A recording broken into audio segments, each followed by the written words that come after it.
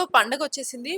ప్రయాణికులందరూ కూడా తమ ఊర్ల బాట పట్టారు. మరి బస్సులు ఎంతవరకు అదనంగా నియమించారు? ఆ విషయాలన్నీ కూడా ఆ వివరాలు ఒకసారి మనము కస్టమర్ రిలేషన్ మేనేజర్ శ్రీనివాస్ మనతో ఉన్నారు. ఆయనని అడిగి తెలుసుకుందాం. సార్ ముందుగా మీకు సంక్రాంతి శుభాకాంక్షలు. థ్యాంక్ యూ అమ్మా. ఆహ్, స మీకు కూడా ఆహ్, ఎవరైతే ప్రేక్షకులు ఉన్నారో వాళ్ళందరూ కూడా ముందస్తుగా సంక్రాంతి శుభాకాంక్షలు అండి. ఈ సంక్రాంతి సందర్భంగా టిఎస్ఆర్టీసీ వారు 4484 బస్సెస్ అంటే 4484 బస్సులు ఏర్పాటు చేయడం జరిగింది.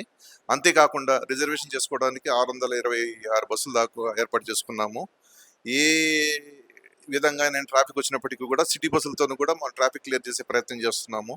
ఈ మహాలక్ష్మి స్కీమ్‌తో పాటు మనకు వేరే రకంగా కూడా ట్రాఫిక్ చాలా పెరిగిందండి. ఆ పెరిగిన దానికి అనుగుణంగా మా ఎండీ గారి యొక్క ఆదేశాల మేరకు, మా ఆర్ఎం గారి యొక్క ఆదేశాల మేరకు బస్సులన్నీ కూడా ప్లాన్ చేసుకోవడం జరిగింది. మనకు ముఖ్యంగా 11థ్, 12థ్, 13థ్ మాక్సిమంగా ట్రాఫిక్ ఉంటుందండి. ఈరోజు మధ్యాహ్నం తర్వాత ట్రాఫిక్ పెరుగుతుందని ఆశిస్తున్నాము. రేపు హైయెస్ట్‌గా ఉంటుందని ఎక్స్‌పెక్ట్ చేస్తున్నాం. ఎందుకంటే next day second Saturday, Sunday వచ్చేసింది.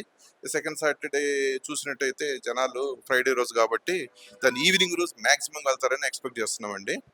అదేవిధంగా సండే మనకు భోగి, నెక్స్ట్ దాని తదుపరి సంక్రాంతి కాబట్టి ఈ 2, 3 డేస్ మాకు మాక్సిమం వస్తుందని ఎక్స్‌పెక్ట్ చేస్తున్నాము. దానికి అనుగుణ బస్సులు వేయటం జరిగింది. ఇంకొకటి మనకంతా కూడా మామూలు ఫేర్‌లోనే పంపిస్తున్నాము. అంటే ఇప్పుడు ఎక్కువగా మహాలక్ష్మి పథకం కింద మహిళలందరికీ ఉచితంగానే ప్రయాణిస్తున్నారు గదా! సో, మరి దాని ప్రకారంగా చార్జెస్ ఎలా ఉంటున్నాయి ఇతరులకు గాని? అండ్ అవి ఏ ఏ బసెస్‌కి ఇప్పుడు వర్తిస్తుంది? ఓకే అమ్మా.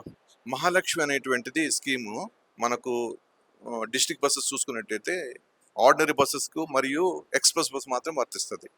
కాబట్టి దాంట్లో వాళ్ళు ప్రయాణించవలసి వస్తుంది. ముఖ్యంగా వాళ్ళు ఆధార్ కార్డు గానీ, లేకపోతే ఏదైనా కేంద్ర ప్రభుత్వం వారు ఇచ్చినటువంటి నివాస పత్రం గానీ, దాని ఆధారంగా మాత్రమే చూసిన తర్వాత లేడీస్‌కి అలౌ చేస్తున్నామండి. అంతేకాకుండా లేడీస్‌తో పాటు వాళ్ళ హస్బెండ్ కావచ్చు, బ్రదర్స్ కావచ్చు, ఇంకోళ్ళు కావచ్చు అందరూ కూడా ప్రయాణం చేయడం మూలంగా మాకేమైతుంది ఆక్యుపెన్సీ రేషియో ఏదైతే ఉందో 66% ఉండేది. ఒకేసారిగా మాకు 85% ఎబోవ్ వస్తుంది. అంటే 86%. కొన్ని సందర్భంలో 100% ఆక్యుపెన్సీ రేషియో కూడా వచ్చిన సందర్భం కూడా ఉంది. కాబట్టి ఈ యొక్క మంచి అవకాశాన్ని ప్రయాణికులందరూ కూడా సద్వినియోగం చేసుకుంటారని ఆశిస్తున్నామండి. కానీ ఈసారి మహాలక్ష్మి పథకం వల్ల ప్రధానంగా ఇప్పుడు టీఎస్ఆర్టీసీకి కొన్ని మామూలప్పుడు ఇన్‌కమ్ వచ్చినా కూడా, ఇటువంటి పండుగల సందర్భంలోనే ఎక్కువగా మనకి ఇన్‌కమ్ వచ్చే అవకాశం ఉంటుంది. ఎందుకంటే ముఖ్యంగా సంక్రాంతి గాని, దసరాలు ఇటువంటివి చాలా ప్రధానమైన పండుగలు మనకి. మరి ఈ టైంలో ఈ మహాలక్ష్మి పథకం వల్ల ఫ్రీగా ప్రయాణించడం వల్ల టీఎస్ఆర్టీసీకి ఎటువంటి ప్రభావం పడట్లేదు? ఏమ్మా టీఎస్ఆర్టీసీ ఉన్నదే ప్రయాణికుల యొక్క ప్రయాణ సౌకర్యాలు మెరుగైనటువంటి సేవలు అందించడానికండి. దాంట్లో భాగంగా మేము ఏం చేసామంటే మనకు ఉండేటువంటి రిసోర్సెస్ అన్ని కూడా ప్లానింగ్ చేసేసుకొని ఈవెన్ అవసరమైతే సిటీ బస్సులను కూడా దానికి ట్రాఫిక్ అనుగుణంగా ప్లాన్ చేసుకొని నడుపుతాము. దీనివల్ల ఏ ఇబ్బంది లేకుండా ప్రతి ఒక్కరు కూడా హాయిగా వాళ్ళ యొక్క సంక్రాంతి జరుపుకోవడానికి మేము తగు ఏర్పాటు చేయడం జరిగింది. అంతేకాకుండా ఈ ఎంజీబీఎస్లో రష్ని తగ్గించుకోవడానికి ఏం చేసామంటే ఈ కరీంనగర్ సెక్టర్ బండ్లోనేమో జేబీఎస్, అదే విధంగా వరంగల్ సెక్టర్ బండ్లేమో ఉప్పల్ క్రాస్ రోడ్స్ మీదుగా, అదేవిధంగా విజయవాడ మిగతా సెక్టర్స్ బండ్లోనేమో మన ఎల్బీ నగర్ మీదుగా, అదేవిధంగా ఆరాంఘర్ సెక్టర్ ఏదైతే ఉందో ముఖ్యంగా మహబూబ్నగర్ సెక్టర్ కావచ్చు, బెంగళూరు సెక్టర్ కావచ్చు, కర్నూలు సెక్టర్ కావచ్చు, అక్కడ కూడా మేము ప్రత్యేకమైన షామియానాలు, టెంట్లు, నీటి సౌకర్యం అన్ని ఏర్పాటు చేసేసి ప్రయాణికులు చూసుకుంటూ బస్సులు నడుపుతున్నామండి. ఇప్పుడు మొత్తంగా ఈ అన్ని డిస్ట్రిక్ట్స్‌లలో గాని ఎక్కువగా ఏ ఏరియాకి ఎక్కువగా ప్రజలందరూ గూడా ప్రయాణించడం జరుగుతుంది? అక్కడ అదనంగా ఎక్స్‌ట్రా ఏసిన బస్సులేంటి? ఓకే అండి. ఇప్పుడు ముఖ్యంగా మనం చూసినట్టయితే విజయవాడ సెక్టర్ మాకు మాక్సిమం వస్తదండి. సంక్రాంతి అనేసరికి మనకు ఆంధ్ర ప్రాంతంలో ఎక్కువ మంది విరివిగా జరుపుకుంటారు. రెండోది అదే విధంగా కర్నూలు సెక్టర్ అండి ముఖ్యంగా. ఈ 2 సెక్టర్స్ మాక్సిమం ఉంటాయి. అంతేకాకుండా ఖమ్మం సెక్టర్ కూడా మాకు ఎంతో విలువైనటువంటిది తెలంగాణలో ఉన్నటువంటిది కల్చరు. కాబట్టి ఈ 3 సెక్టర్స్ మాక్సిమంగా వెళ్తారండి. అంతేకాకుండా మన యాదగిరిగుట్టకు ఈ సెలవులు కూడా వస్తున్నాయి కాబట్టి దాన్ని కూడా ఎక్స్‌పెక్ట్ చేస్తున్నాం. దానికి అనుగుణంగా బస్సులు నడుపుతున్నామండి. Thank you. ఇప్పుడు తాజాగా మనకి స్టార్ట్ చేసినటువంటి ఒక దాదాపు 1000 బస్సుల వరకు గూడా స్టార్ట్ చేశారని గూడా ప్రకటించడం జరిగింది. ఆ బస్సులను గూడా స్టార్ట్ చేసిన అవకాశం ఏమన్నా ఉందా? డెఫినెట్ అండి. మాకు వచ్చేటువంటి దాంట్లో ఏసీ బసెస్ దాదాపు మా రీజియన్‌కి చూసినట్టయితే 18 బస్సుల దాకా వచ్చాయి. ఆ వచ్చిన బస్సులని ఇమ్మీడియేట్‌గా రిజిస్ట్రేషన్ చేయించేసుకొని పెట్టుకోవడం జరుగుతుంది. ఈరోజు కొన్ని రిజిస్ట్రేషన్ అవుతున్నాయి. అది రేపటి నుంచి పెట్టేసుకుంటామండి.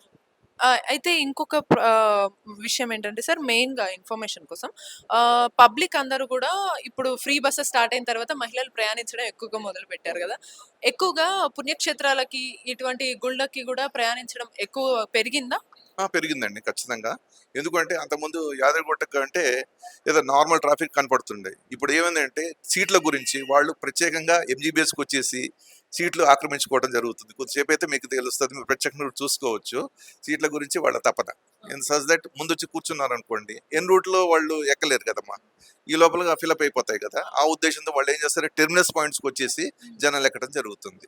మొత్తంగా ఏ ఏ ప్రాంతాలకి, ఏ ఏ గుళ్ళకి ఎక్కువగా ప్రయాణిస్తున్నారు? అంటే మన తెలంగాణకు సంబంధించి అయితే మాక్సిమంగా మన ఎంజీబీఎస్ చూసినట్టయితే యాదగిరిగుట్టకు మాక్సిమం ఉంటుందమ్మా. అదే కాకుండా శ్రీశైలానికి, అదే కాకుండా మన వరంగల్‌లో ఉండేటువంటి టెంపుల్స్ ఏదైతే ఉందో దాన్ని కూడా చాలా మంది ప్రిఫర్ చేస్తుంటారు. అదేవిధంగా సిద్దిపేటలో మీకు తెలిసే ఉంటది కొమరవెల్లి మల్లన్న.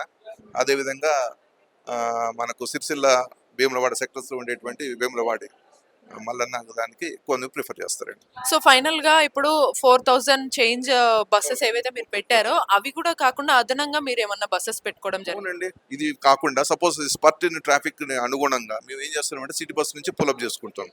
కాబట్టి అది ఏ రకంగా అయినప్పటికి కూడా మిగతా వాళ్ళతో సమన్వయపరుచుకొని అంటే ఏపీఎస్ఆర్టీ వాళ్ళతోని ప్లస్ కేఎస్ఆర్టీసీ వాళ్ళతోని కూడా సమన్వయపరుచుకొని మేమందరం కూడా ఒక పడకబంది ప్రణాళికతోని వెళ్తున్నాం కాబట్టి సక్సెస్ అవుతున్నాము ఆశిస్తున్నాము. Thank you. Thank you so much. Thank you.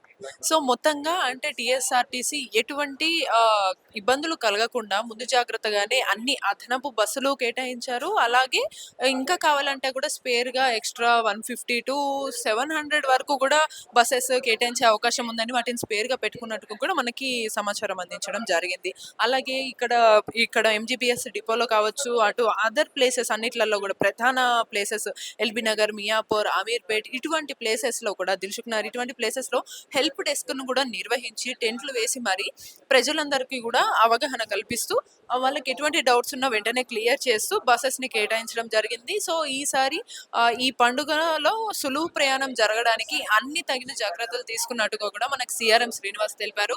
Video journalist రాఘవేంద్రతో భవ్యశ్రీ, మైక్ టీవీ, హైదరాబాద్.